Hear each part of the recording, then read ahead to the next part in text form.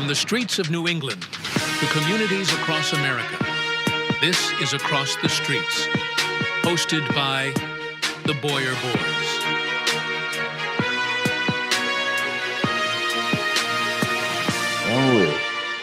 All right, so we're going to go to WCVB Channel 5 News in Boston. Causing delays and, yes, some cancellations. Our Mary Saladna is live at South Station right now. What's happening, Mary? Yeah, well, Maria and Ed, hundreds of people were on that train, but also hundreds of people are being impacted because of that train. You see these folks behind me. I just spoke to some of them. A lot of them don't even know why their trains are delayed or canceled. They're still trying to sort out how they're going to get home tonight. Let's show you that derailed train. It's a single coach on the Providence line. We walked out to it on a platform that it was about a football field walk. We are told that, again, there were 350 people that were on board when this one car just sort of bumped and jumped the tracks. Nobody was hurt, but they did have to get out and walk back to South Station. Some of them are still waiting to figure out now how they're going to get home. But really, this is just sort of a domino effect at this point. And, you know, there's a lot of announcements. They are saying, you know, apologies for the delays. We are sorting this out. We'll get everybody, you know, rolling here soon. But they're not exactly saying what happened. And so I ended up showing, you know, the video and the pictures I took out there on the platform to people here. And, you know, the biggest response was sort of like, it just figures on my Friday. I just want to get home. So we'll keep you posted. We are live at South Station. I'm Mary Saladna, WCVB News Center 5. Yeah, it's tough. A lot of people use that to commute, you know, from Providence to different parts of Massachusetts for wherever they work. And like she said, it's a Friday, so everybody has a long day of work trying to get home. That bad boy derailed. I know what I would have did. I would have gave an Oscar-worthy perforance. I would have hurt. Yeah. I would have owned that train station by the time I was done. Spun all over the track. Fortunately, nobody got injured. Or nobody really got hurt. But no, that's scary. Like I said, 300 people on there. A lot of people go back and forth through between Providence and through all the way to Boston. Everybody in between, you know, take that train to go to commute to work or to school or whatever. They said there was 350 people on that bad boy. So that pretty sure that was a real scary moment for that hot second. So we'll go to the next one, WFSB3. Let's see what's going on.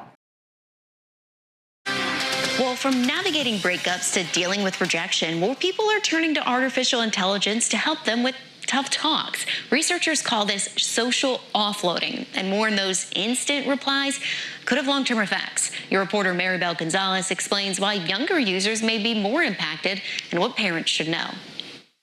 From seeking advice on relationships to completing the most mundane of tasks. What should I eat? What should I wear? Researchers like Pat Patrana-Taporn, who studies human and AI interaction at MIT's Media Lab, say they're seeing more people turn to AI for answers. And a lot of people say that they think that because AI doesn't judge them in the way that another human being might do so.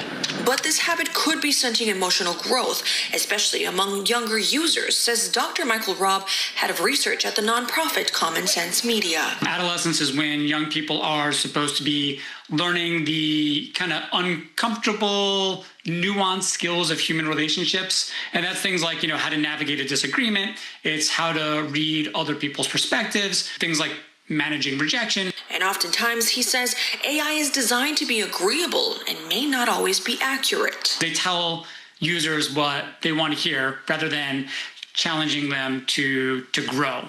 So if you're a teenager, this is like kind of a false feedback loop, because a real relationship is going to involve friction and compromise. And while AI can be helpful, AI should be the bridge, not the replacement of human relationship.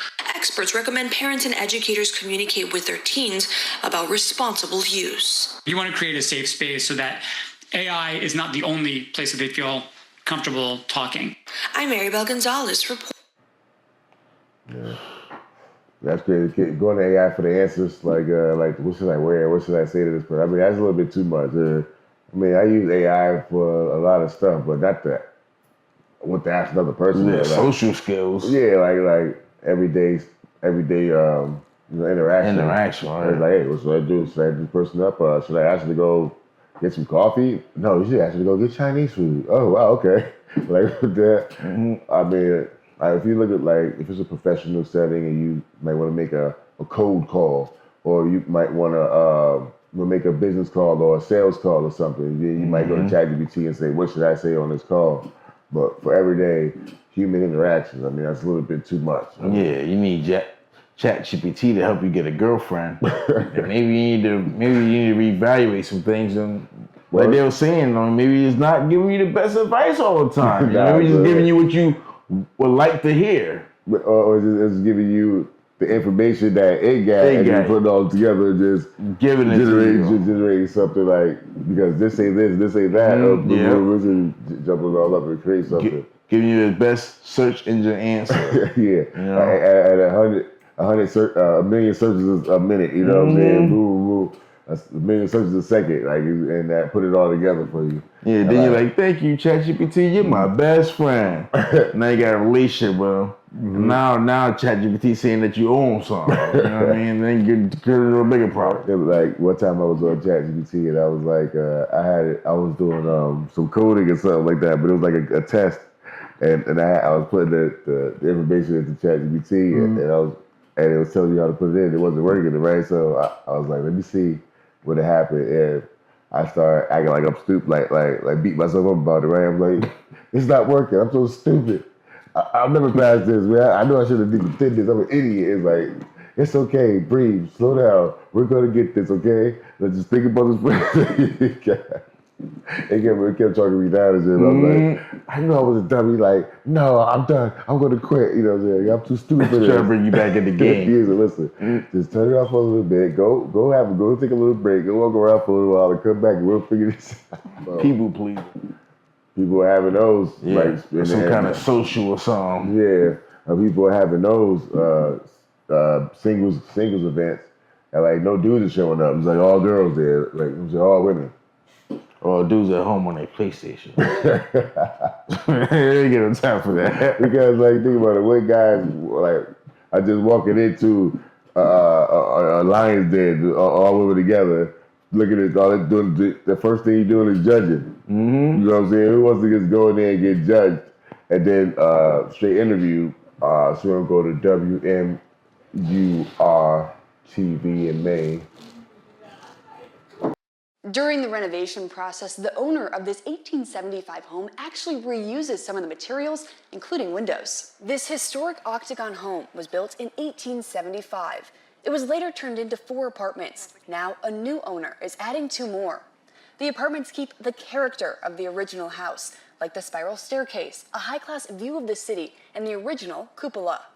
Restoring old homes like this is one way to help the housing crisis. Creating more housing options should help reduce high rent rates. When we came in here and we saw the space, it just seemed like it was ready to be more than just what it was being used for. Honestly, this is an ideal project, I feel like, for an adaptive reuse for historic buildings.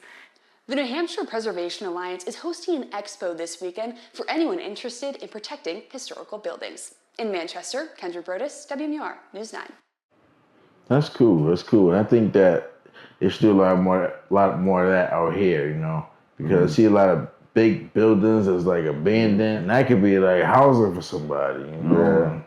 Yeah. I mean, it's a process. I understand that, but you know, I think they could be a little faster on that, especially with the homeless situation that's been rampant across the whole country. Yeah, but like I said, at the end of the day, like the more housing that area's out there, the more they're gonna lower rent. The lower rent will be the more abundance there are of properties that out there, so that bring the price down. What's that? So next we're gonna go with NBC 10 WJAR. And only on 10 tonight, a police chief confrontation. Providence Police Chief Oscar Perez spoke exclusively with NBC 10 after a minor car accident escalates, ending with an arrest that's caught on camera. Thank you for being with us on a Friday night. I'm Dan Janik. The man in the video is facing several charges tonight, including threatening a public official. The night team's John Perrick is here in studio with the exclusive interviews with the police chief and the witness. John?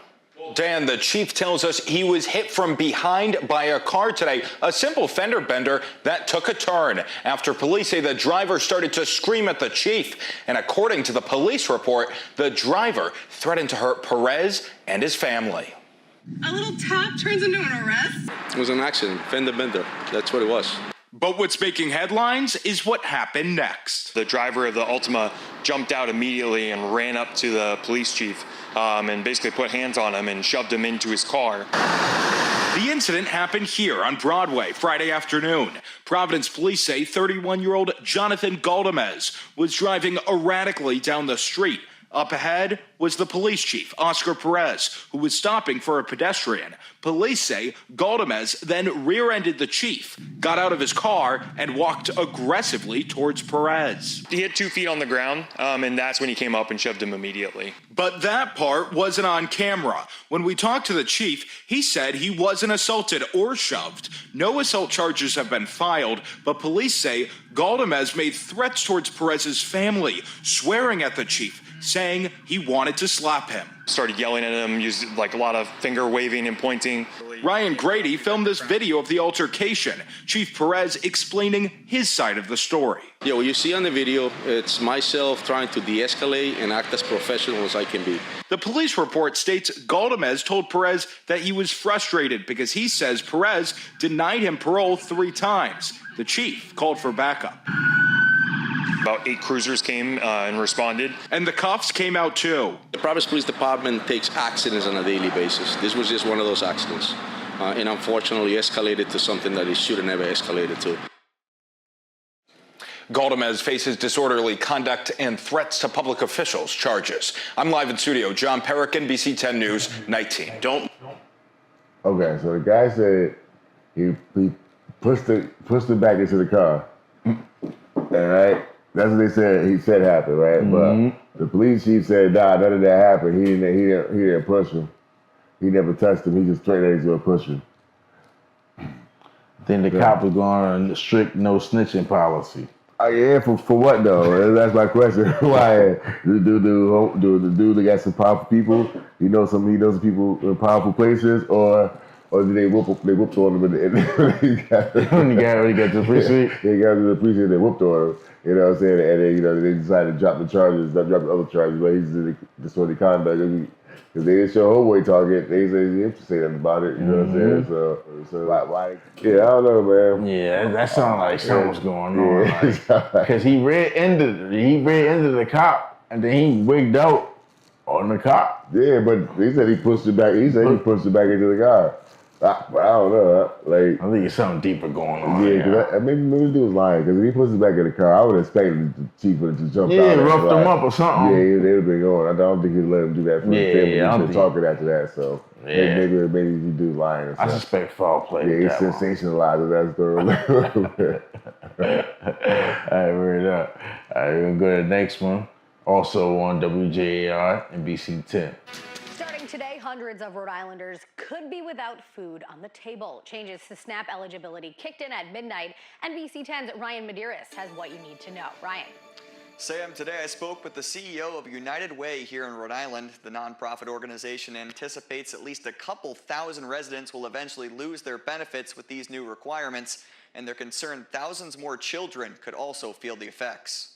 We're anticipating that this is going to affect about 2,000 Rhode Islanders, and they may not know that. United Way CEO Courtney Nicolato out with a warning Sunday afternoon. It's regarding SNAP benefits. As of March 1st, eligibility requirements have changed in 2 different ways. First, Rhode Islanders need to have had lawful permanent resident status for at least 5 years to qualify for food assistance. Person who may have an immigrant status that is considered undocumented or is different than what they call a lawful citizen may not have access or eligibility anymore. Also notable, residents up to age 64 are now classified as able-bodied adults without dependents. There are folks between the ages of 55 and 64 that will have now work requirements to be eligible for SNAP that they didn't have before. That means the clock now starts for them to find jobs. According to federal guidelines, they'll only be able to get SNAP benefits for 3 more months without meeting the work requirement. When a Rhode Islander loses their SNAP benefits, they then have to make really difficult decisions like, do I continue to take my medication? like do I eat 3 squares or even 1 square meal a day? Nicolato says it's not just the adults who will deal with the ramifications. And I'm really concerned about the kids, the 11,000 kids that we're anticipating that this is going to affect. These are children that deserve 3 square meals a day, and our system is unfortunately not giving that. And if you're unsure how exactly you'll be impacted by these new guidelines, or you simply want to know about next steps, you can call 211 of United Way Rhode Island, and you can also learn more at the DHS Rhode Island website. In the studio, I'm Ryan Medeiros, NBC 10 News. What you think about that one? Yeah, it seems like they're targeting people here that's illegal. That's first of all, we got to tell who it's going after. Yeah, people without dependents, like they put higher the age that you have to do work requirements, whatever. So I guess like damn, you gotta be a senior citizen and not have to do some work kind of work requirement to do some work requirements to get food stamps. But all for it, it seems like they targeting people who are here illegally, immigrants. Things of that nature. So yeah, on paper, that's the biggest thing too. So, you know. Yeah, so they're going like a lot of times their focus is on getting people off of the systems. You know, so you know you enter and they trying to find that exit strategy eventually. You know, so therefore, So next we're gonna go to NBC 10 WJAR. Hanging out on the couch takes a scary turn when a gun goes off, injuring 2 teens and lands a third in handcuffs. Good to have you with us. I'm Patrice Wood. And I'm Dan Janik. Here's what we know right now. We have new details after the teen allegedly responsible went before the judge. NBC 10's Nicole Mader is live at the courthouse with more on the victims and the suspect. Nicole? Yeah, 18-year-old Gabriel LeBoy appeared in Providence District Court this afternoon. He turned himself in last night, and now we know more about the victims of that shooting and how it all went down. Your name, please, sir? A suspect in court, 18-year-old Gabriel LeBoy, was charged with 6 felony counts, and we learned in court the names of the 2 teenage victims. Upon arrival, they located 2 females with gunshot victims inside of 76 Arrow Street, first floor apartment. They were identified as Janaya Avila and Derails Forbes. According to the state, LeBoy barged through the front door and started taunting the 2 victims. Janaya further stated that the male Gabriel pulled out the gun and was playing with it, at which time shot both her and Diana. Janaya said Gabriel fired the gun once during this incident, and both her and Diana were struck. 2 victims were rushed to Rhode Island Hospital, where they were both interviewed by law enforcement. At the crime scene, police say they found remnants of the shooting. While on scene there, detectives entered 76 Arrow, first floor apartment, to conduct a protective sweep, at which time crime scene was located, including apparent spent shelf casings on the couch. LeBoy is behind bars for now, held without bail. His next court date is February 5th. So notably, we also learned that LeBoy had a run-in with law enforcement previously on December 12th, he was in court for a separate charge, also a gun charge, and so while bail was initially set for $100,000, the judge ruled that LeBoy would be held without bail as an alleged bail violator. Live in Providence, Nicole Mader, NBC 10 News. Yeah, he been wilding out. He got a little stretch of wilding out in the last few months or years or whatever, and he's been locked up for a while. Young boy. After catching the gun charge, and then he kicked in the door, shot 2 people. 2 people. Yeah, he's gonna be locked up for a while. Yeah, 18, man. Yeah, he's been there probably till like maybe 35. That's terrible, man. Yeah. Yo, man, young people, man, make better decisions. You know what I'm saying? Sure. Because you be mad, running your emotion. All it takes is one bad decision. Next thing you know, you sitting. Bro. You know. Yeah, they say some people be in jail for 10 years, 15 years, and think about, damn, my crime only took 40 seconds. All it took. My crime was 40 seconds, you're in jail for the next 15 years. So, there's no way to get out of something like that. You going down, so I mean, it could have been a lot worse for everybody. They all could have, passed away, and he would have been in jail for life. Maybe sometimes jail is what some people deserve. Yeah, real talk. Some people need to go to jail when they get out. They become a person that rehabilitated. Yeah, some people do get rehabilitated in jail, and I heard people firsthand say jail saved their life. Yeah. We can go to the next one, CBS Boston, Mattapan.